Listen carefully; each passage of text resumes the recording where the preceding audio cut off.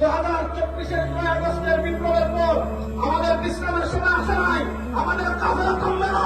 এই কাফেলা পত্তরা শুরু হয়েছে প্রধান থেকে সংসদে কাফেলার পতাকা উড়িয়ে আমাদের পত্তরা থামবে ইনশাআল্লাহ।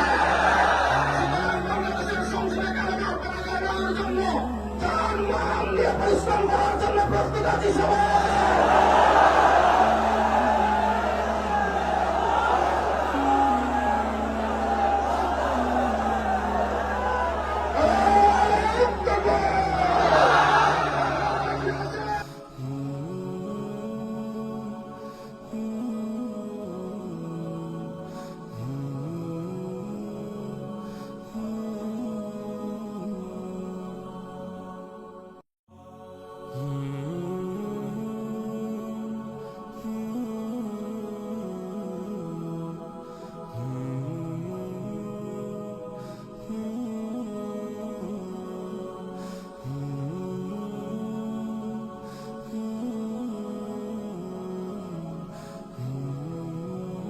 নীতির পরিবর্তন চাই।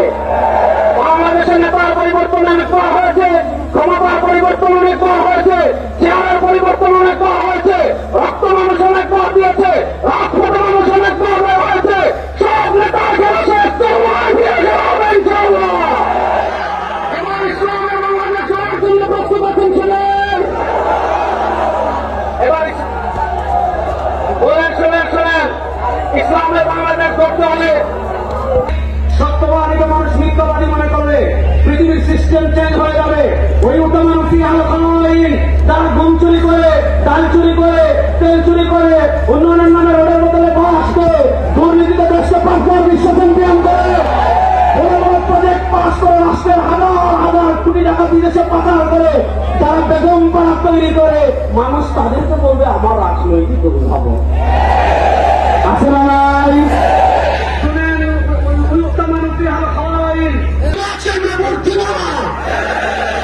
আপনার একটা দেশের নির্বাচন কেমন হবে ইসলামে আছে না নাই? নেতৃত্ব কেমন হবে ইসলামে আছে না নাই? কিন্তু তারা আমাদের ঘাড়ে চাপিয়ে দিয়েছে সেকুলারিজম। সেকুলারিজম মানে কি?